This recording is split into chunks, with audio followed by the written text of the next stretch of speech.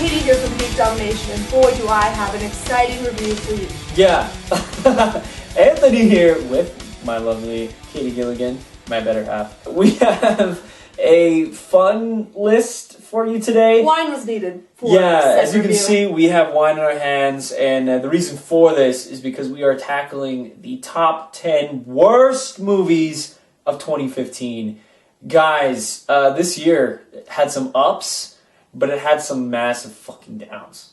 Yeah, it was nuts. And I unfortunately dragged her out to 7 of those movies this year. Yeah, it was supposed to be crazy. Exciting date nights, anniversaries even, and let's just say when we were at the Alamo for most of these, thank God. My intent was pure. I didn't know it was so nice. that these would all be bad. It was so nice. And I mean, you also took me to some very good movies this I year. did. But I feel like I needed to help him out with this list. Yeah. Because she knows this one. Louise. Even the ones I didn't go to. I can tell you they're bad just based on his reaction alone. So, we'll get started. Oh my gosh. Number 10, guys. This is The Man from U.N.C.L.E., or as it's spelled, U.N.C.L.E. I'm sorry, if you're going to have an acronym, shorten it down. ASAP is nice. FYI. Then just stop there.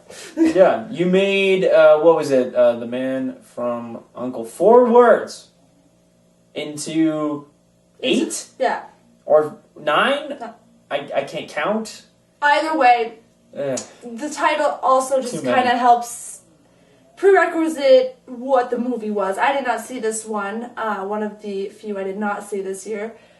So I'll let you take over this one. Yeah, unfortunately, The Man from U.N.C.L.E. was a Guy Ritchie film that didn't live up to its Guy Ritchie potential. I am a huge Guy Ritchie fan, and The Man from U.N.C.L.E. just kind of came off a little too straight for me.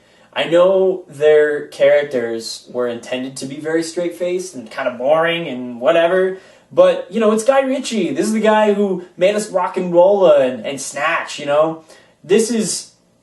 I expected witty banter, and what I got was, did you see that coming? No! Boring. Boring, Guy Ritchie. What are you doing? And another thing, the actress who played the main female lead, what was her name, the actress? Alicia Vikander. There you go. Yes. She was really good in Ex Machina, so I was expecting Anthony to come back and be like, oh, she was really great, and blah, blah. No. She did her best, but even a great actress or a great actor can't make a movie better if the directing is already not there. And more importantly, the writing. Very true. Not my favorite. Next on our list, number 9, is another one that I did not see. It was Insidious Chapter 3. Yeah, Insidious Chapter 3 was interesting, but ultimately you got a nonsensical plot on what was a prequel for the first 2 Insidious films, and your grandma lady that was like the seer, I don't know, witch doctor, whatever we want to call her in this film, she ended up getting like otherworldly superpowers whenever she entered the ghost dimension, and then she actually got beat in the ghost dimension, so it didn't make sense that she had the ability to ward off spirits anyway. It made no sense. That's the point I'm trying to get across to you guys. Insidious 3 was a total mess, in my opinion, and compared to the first 2 films, which were pretty scary and pretty fun, not scary, not fun. It's unfortunate that there were a lot of good horror movies that you could have seen, but this is missed the a lot. one that he saw. I mean, Crimson Peak was kind of a horror film, Yeah. in a sense, but it wasn't, in that kind of realm. So it's just unfortunate that you didn't get to see other ones. Yeah, I mean, I did at least get to see It Follows, which kind of helped, but ultimately, I could have seen so many Guy Roth movies, and I missed. Number 8, Terminator Genesis. With a Y. First of all, Yeah. coming from the English major, stop it. Stop it. Oof. Stop it, stop it. I just want to put a red mark on your paper and be like, you're spelling this wrong, my friend. Yeah, not the best move on their marketing team. I think it was meant to mock marketing teams, funny enough, because the thing in the movie that makes it called Genesis, or Genesis, is actually this, knockoff branding name that they put for Skynet. It's nonsense. I mean, 20 minutes here was actually really fun. So exciting, so much Arnold, which is what everybody needs in their life is Arnold. Yeah, and where a lot of us were worried that, 60-plus-year-old Arnold would be really boring to watch on screen. Yeah, he still kicks ass. He delivers his lines with confidence and humor. Unfortunately, Emilia Clarke and whatever the hell guy insert here didn't do anything to help this movie. I mean... I hadn't actually seen really any of the Terminator movies. I think we had seen one or the first one before I went and saw this movie, and I was really excited because I was like, "Oh, Arnold kicks ass." Yeah. There's great action, and the whole entire plot of the movie and the story behind it was actually really interesting. So I was like, okay, you've got a movie in 2015 with really great special effects. You've got the money, you've got the technology now to make a great movie, and you have Arnold Schwarzenegger and Emilia Clarke, who, by the way, is from Game of Thrones, and she plays one of my favorite female leads of all time. Daenerys Targaryen kicks ass! And then you get this movie of disappointment and sadness, and it was no good. Yeah, so good. Emilia Clarke had my hopes raised up high that someone could actually fill in the shoes for Linda Hamilton and her character. Badass, by the way. Sarah Connor is one of the most iconic heroines to grace our screens. And unfortunately, she's good for a while and then fails utterly because the movie gets so focused on her love story with whatever the fuck, Kyle Connor, whatever his name is. Look, bottom line, guys, Genesis was a disappointment. 20 minutes of action-filled fun does not do to fill in the gaps and the holes in this movie and how boring it was later down the line. From a great franchise to something like this, it's just disappointing to see that time did not help this franchise at all. Go back. I got you. Speaking of time, yes. the next movie on our list, is Tomorrowland. Oh, you guys. If you've ever been to Disneyland or Disney World and you've been to Tomorrowland, you've got the spaceship rides, you have, first of all, Space Mountain is in Tomorrowland. It's exciting. Which is all like with Star Wars, by the way. Yes, Star Wars is coming. Yeah. Tomorrowland, the movie, not exciting. No Space Mountain, no fun. No. George Clooney and Dr. House, Hugh Laurie. That's all I have to say. Yeah, it's really sad too, because there are a couple of moments in this film where I could see where they had a good idea on what to do with, but the story just kind of falls apart, and for the promise that we got of this really magical, mystical, well, maybe not mystical space, but technological. Yeah, futuristic and technological. Yeah. It was supposed to be very hopeful, because Tomorrowland is supposed to be a focus on the best of what humanity can achieve, right? This movie was a mirror of what the worst of the movie people can do. Exactly. It was the complete opposite. And while we all like a post-apocalyptic story every once in a while, that's not what we really wanted here. No. And it never had a good place of being there in the first place. You were promised in the previews a lot of what Tomorrowland had to offer you, from the futuristic cars and the technology and the people that were living in Tomorrowland. You got about 5 minutes of Tomorrowland itself, and everything else was conflict and Hugh Laurie being really upset about things that really did not need to be upset about. Yeah, didn't make any sense. House was mad. George Clooney had a crush on a little girl. Weird to say movie. The least. The sequel was supposed to go. From what I have learned, it will not, thank God. Because it was awful, wasted my time. No. Wasted my time. Yeah. 6. Chappie. Another movie that I did not see for good reason, by the way. For very good reason. Neil Blomkamp was an astounding director. He came off the gates with one of my favorite movies, sci-fi movies that I've ever seen. District 9 is incredible, and anybody who hasn't seen that film should go see it immediately. I think that's actually you, funny enough. You haven't seen that movie, have you? Anthony and I have been dating almost 2 years, and the list of movies that he and his cousin and his brother have compiled for me is miles long. So. Yeah, it's a little ridiculous. So that'll be down the line. But that movie was incredible. Well shot, well directed, well acted, and an incredible storyline that mirrored our own society in many respects. Well, not America's, but one of the societies on the planet. And you take that alien apartheid angle, and then you do Elysium, and it's just like, what happened? Elysium was a bore, and we had Jodie Foster acting like a one-note, he's talking with a French accent that's English, and didn't make any sense. And now we get a movie about a robot that's supposed to be endearing to you. And yeah, Chappie himself very endearing. He was like a dog. This is the reason I didn't see the movie, was because in the previews they were being mean to the robot. To me, that's like being mean to the dog. And I will not watch a movie where someone's mean to a dog. That will not do. And in Chappie, I was hoping for a story where we see him affect the lives of those around him. And in some ways he does. But the story and the plot come across so haphazard and a little ridiculous that you don't care for any characters around Chappie, which then makes you hate the film except for the main robot himself. And I'm sorry, one thing is not good enough to make a movie better when the sum of its problems are so huge. And I was going to say, one of Anthony's biggest gripes was with this movie was that the characters were annoying. They weren't like, even if they weren't even compelling, they weren't even like enjoyable to watch. It was just like poking him with an annoying stick or something. Every time both Ninja and whatever her name is from Die Antwoord would say a line, my annoyance level just raised the roots every time. Oh, you got to be a fucking gangster? You got to be this, man. You got to be cool. Shut up. And then, to top things off, we have the female part of it, Die Antwoord, go, oh, but this nice Chappie, it's a good robot. No! Stop! They sound literally just like that in the movie. Skip the movie. Skip the movie. Skip the movie. Skip the movie entirely, guys. Number 5 is one that even though we did not like, we will go see the third installment of. Number 5 is from the young adult novel trilogy.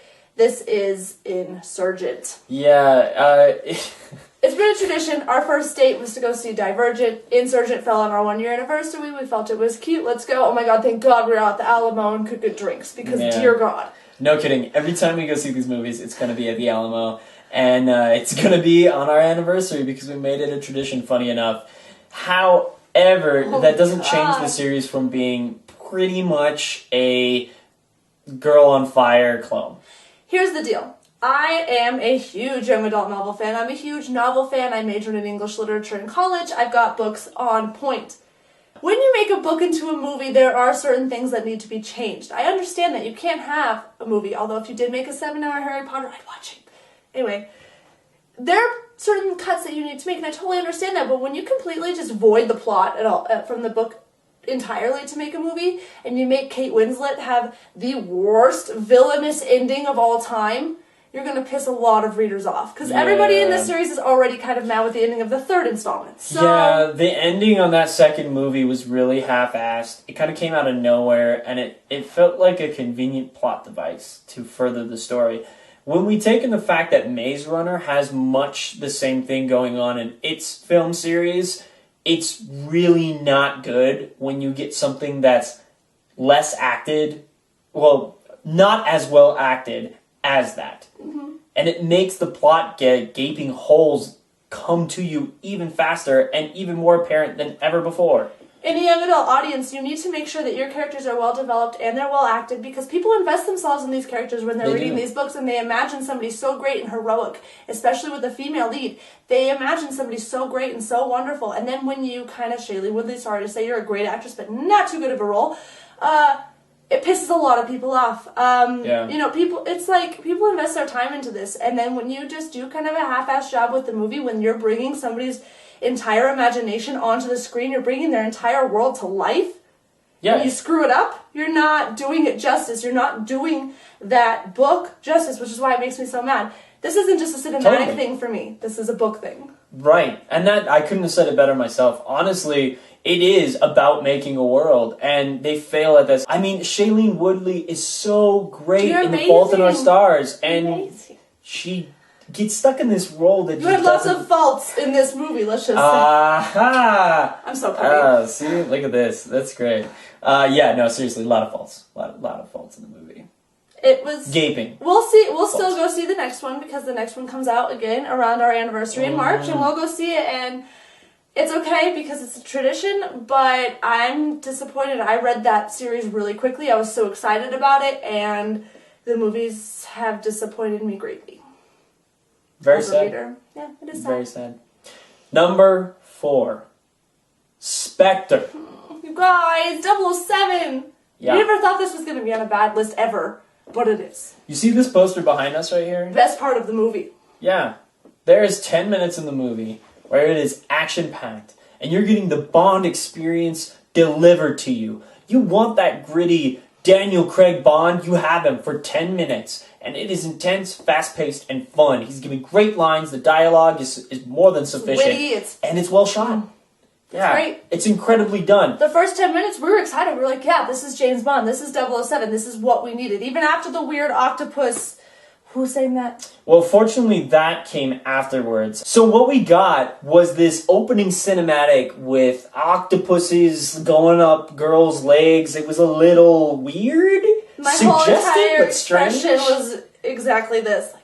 Yeah, what is going on? And then, not only that, but we get Sam Smith, in which my opinion is one of his worst songs that he's done. Adele, you did so much better. Yeah, singing a James Bond song. That It's didn't gotta work, be really. James Bond. And Sam Smith's song did not do James Bond justice here, unfortunately. And I'm a Sam Smith fan. I love you, No Sam hate, Smith. It's but, just, that song sucked, man. You go into the movie, and I want to say, like an hour into the movie, I was so confused that I actually had to lean over to him in the movie theaters and ask him questions about what the hell was happening. And I couldn't actually answer all of them because I was confused too. The plot was awful. Yeah, we give Quantum of Solace shit for being stuck in a desert in the middle of nowhere with nothing happening. Here we go Well, again. get ready for another desert and another nonsensical plot where literally it's just cinematic cuts of nothing. And then we get, oh man, the Bond girl was just so terrible in this film. I would have been a better Bond girl. Oh. I can't act worth shit. Where's our Vesper Lynn?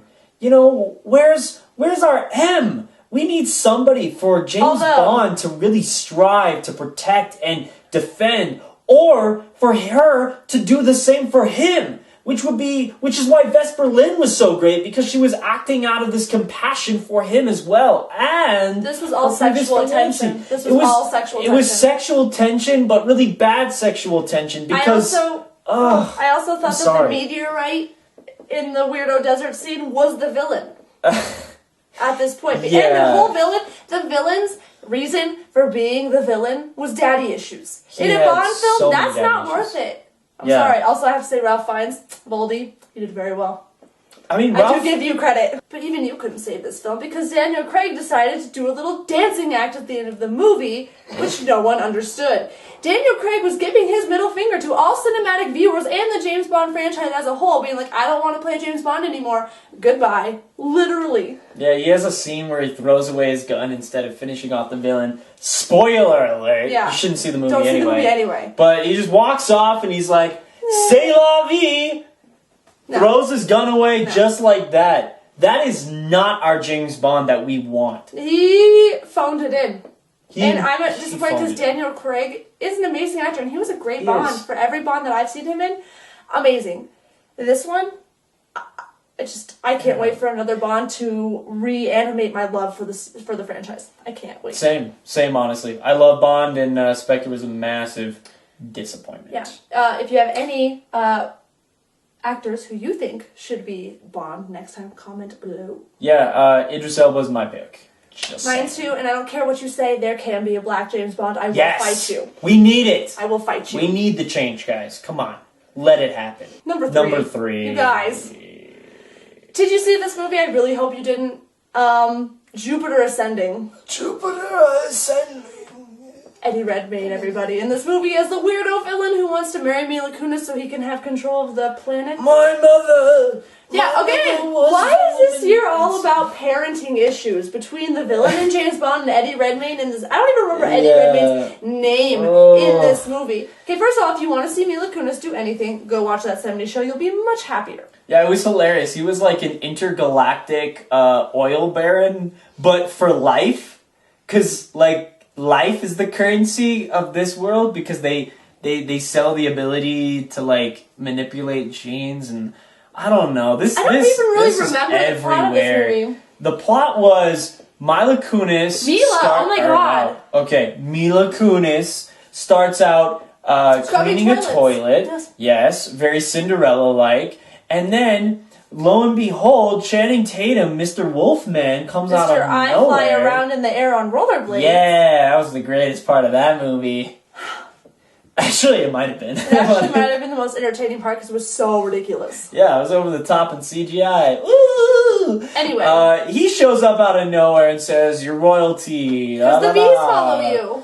Well, we're going to get to that in a second. Then they go on this weirdo adventure where Mr. Oil Baron Eddie Redmayne's trying to follow them around and kill them because he wants control of all of her assets. Which includes Earth. Yeah, because apparently his mother, which is Mila Kunis, was the owner of their intergalactic oil baron space dragon way back in time. Look, I can't even go on. This movie made no fucking sense. The plot was everywhere. The acting was horrible, and the dialogue atrocious. Atrocious. Here is though this movie awful. But I have a special message for you, Eddie Redmayne, which of course you were watching. Here is my wand from Harry Potter. I swear to God, if you screw up Fantastic Beasts and Where to Find Them, you are a great actor. You are wonderful. You got awards for Theory of Everything. Do that in Fantastic Beasts and Where to Find Them. If not, I will track you down with this wand, Sirius's, and I will do, and I don't know, not so much fantastic things to you. Do not screw it up like you did with Jupiter Ascending. It was very disappointing.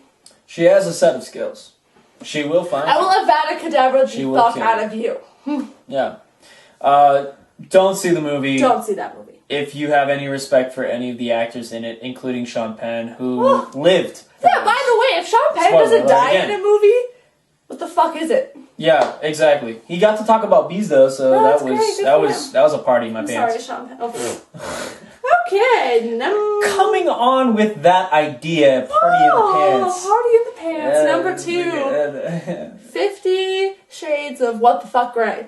I'm sorry. Too many phallic references. I just can't. I can't with you, Dakota Johnson. You're awful. I mean, you're awful. It's so funny. I was actually rewatching The Social. Yeah, I was rewatching The Social Network a couple days ago with my brother, and Dakota Johnson. Mm-hmm. Yeah, Dakota Johnson makes an appearance in that movie, and it's actually kind of interesting. She's quirky, kind of funny. She's a college student. It's a very brief role. She gets to talk to Justin Timberlake, but she delivers her lines confidently. It was good. I mean, it was nice. And to take that, and she just does this role, it's just... Dakota, be careful with what you're doing, because this, while as a surprise move in the start of your career, could also make you typecast and ruin your career. Because unfortunately, you were the only one that had any modicum of acting ability in this movie.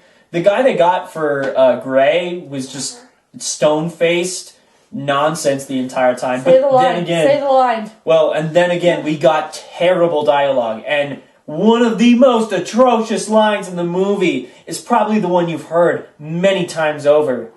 I don't make love. I fuck. Pretty sure if you said that to me, we'd break up. We'd break up. Yeah. Who the fuck? Interrupt you. No, it's okay. Who the fuck says that line to any human being on the face of the earth? He abused women in front of everyone. His reason for doing these were never well explained. I don't care what kind of fetish you have. I don't care what your past history is. There's no excuse for this, especially when it's so poorly presented to us. The dialogue was atrocious, and we had to deal with some of the weirdest kooks sitting next to us in the movie theater that night. We had an old couple to our left, at least in their mid-60s, I would say. And 2 single young women who don't need no men, which is the exact line I heard. Another thing with this movie, book to movie, which you know I'm obsessed with, I never read 50 Shades of Grey. I refuse to read anything that is Twilight fan fiction. And it is Twilight fan fiction. She confirms it herself. Dakota Johnson literally is Bella, but getting abused by a weirdo Edward Cullen, who apparently owns a company.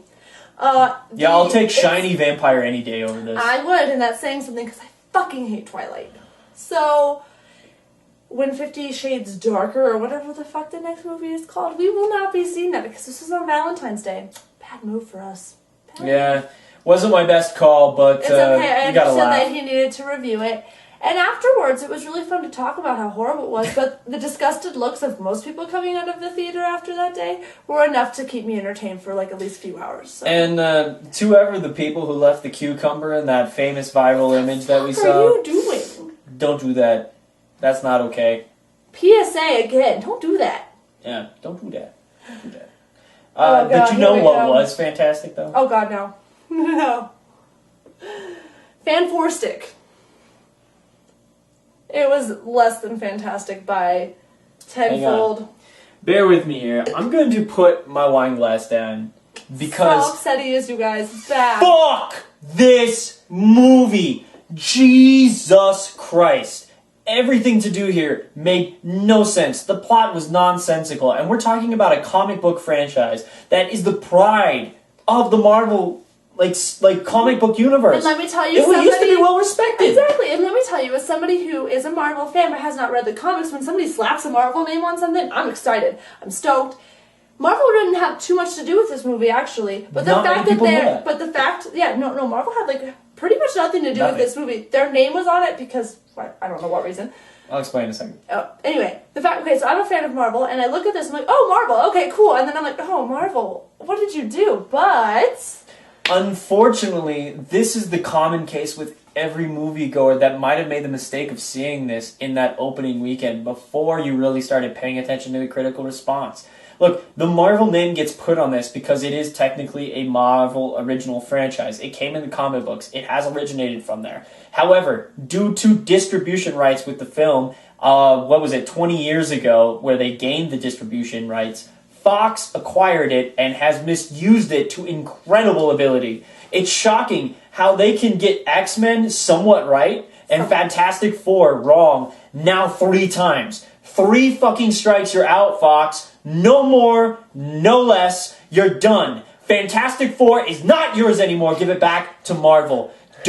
I'm serious. I've never seen him so angry about a movie in my life. This movie gave me PTSD. He was upset for 3 days. There are incredible actors here. There's incredible talent here. People that were working the cameras. God damn, John, the guy who directed it, he made Chronicle. This is the guy who gave us Chronicle. And then he got stuck with this piece of shit. It ruined his career, and it probably ruined his state of mind. He's done, he's gone. I don't know what the fuck he's doing anymore. And then now we got these actors, Miles Teller, Michael B. Jordan, Kate Mara. Jesus Christ! Kate Mara, shout out to you in The Martian. Well done. Yeah, great acting in The Martian. That's what I'm saying. At least everyone here, acting-wise, got another movie that they're well known for now. Miles Teller with Whiplash, Michael B. Jordan with Creed, and oh my God, I'll talk to you on my favorite list about that movie. Go check it out. And then Kate Mara in The Martian. Fortunately, they had good movies around that time frame that kind of says, oh, okay, they had a shitty movie. But if they did not... But still... I'm just saying, I go to the movies for entertainment purposes only. Anthony goes for a little bit more. He checks out cinematography, acting, lighting, whatever. I just watched the movie. He's more in depth. But even I, as somebody who's not a very big movie critic, knew this movie was fucking shit. I'm sorry. The plot, horrible. Acting, horrible. Let me just tell you, if you're going to go onto a planet where there's random green goo, don't fucking touch it. And also... Let me put it all over my face. Also, what the fuck, Toby? You could have had the most badass villain of all time, and you definitely screwed that one up. And Toby could have done it. If given the right opportunity and the right vision for what Doom is, he could have nailed Doom. From what I heard about Doom, this is not Doom. Doom was not Doom in this, and it would have been fine if they skewed it the right way. However, they not only had kind of a ridiculous way of making Doom with the green goo, and then again, let's take 2 seconds to focus in on how the Fantastic Four got their fucking abilities. So, they go into this Netherrealm place, this Planet Zero, or Planet Ozone, or Planet Negative, what the fuck. You. Yeah, green goo everywhere. Toby decides to fucking grab some. Oh, hey, that wasn't a good idea. Gets messed up, and then they're like, okay, we gotta go because it's getting unstable. So they get inside the capsule that they used to get over to the weird old planet in another dimension. This making sense, right?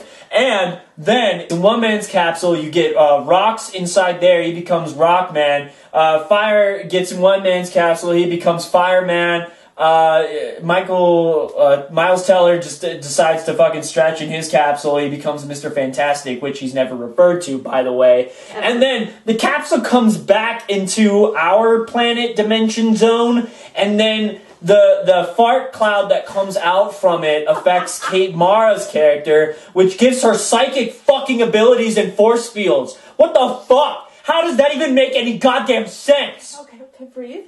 No! This movie gives me PTSD as a film watcher and as a comic book fan. I'm not the most in-depth with comic books, but I still know enough about the Fantastic Four and what they're capable of doing with this franchise to know that this is a fucking cutthroat version of it, and the last 10 minutes makes no goddamn sense. It's fucking ridiculous. You guys, I have to say, we went and saw this movie on a whim, as you're calming down. We went and saw this movie on a whim. Worst whim we'd ever had. The worst whim we have ever had. Oh, I have to say, I'm so sorry for that one, no, it's baby. okay. As somebody who's only really gone to films with Anthony since we've started dating and started appreciating them, this was just like, what the fuck? You're giving good actors bad roles. You have bad lines. You have no plot devices. You could even tell that the cinematography, the special effects, you could tell that they were fake. Like, there's always on some level you can like, oh, obviously, hurdy, you're not actually on Mars. Yeah. But when you can make a movie like The Martian, where you're actually on fucking Mars, and then you have this green goo that looks like somebody shat in a hole. Yeah, it was like straight out of the Teenage Mutant Ninja Turtles cartoon. Yeah, it looks like if somebody in a porta potty just took whatever was in the porta potty and then poured it into a hole and then boom, touched it, and that was it. Yeah. I'm done with Fantastic Four. You're done because I cannot handle you yelling anymore because I love you too much. Yeah, it's just, the yelling is a part of why this movie is so bad. It's so aggravating as a film goer to spend $13 on a ticket to see something so bad. Yeah, 3 strikes, you're out, Fantastic Four. They are fucking out. And the last thing I will say about this movie is that this will be a case study for film students going on in the case of time, because this is the exact opposite of what you need to do to make a good movie. It is the case study in why you shouldn't allow the higher execs to influence with your creative vision for the movie. There are some things here that could have been done well, but unfortunately, because of involvement and attitudes from Fox execs, this movie got shattered. Any possibility of a good chance it had, gone. On that With note, that said, there's also a very upbeat and positive top 10 of this year, which you should definitely go watch. I am not in that one, but this one is, and he is attractive enough for all of you to watch. Also, I always check out Geek Domination. You can hit a like on Geek Domination right, I think, over here. And also like the video. Let us know, what were your least favorite movies of the year? Also, do you agree with our list, or do you think we're just crazy? It's up to you to decide, but let us know, please, because we love feedback and we'll argue with you if you disagree with us. So that's fun. I mean, yeah, enjoy debating me as to why you like Fantastic Four. Because we will win. Godspeed, sir. Thanks for letting me join you guys. I really enjoyed it. Later. Bye.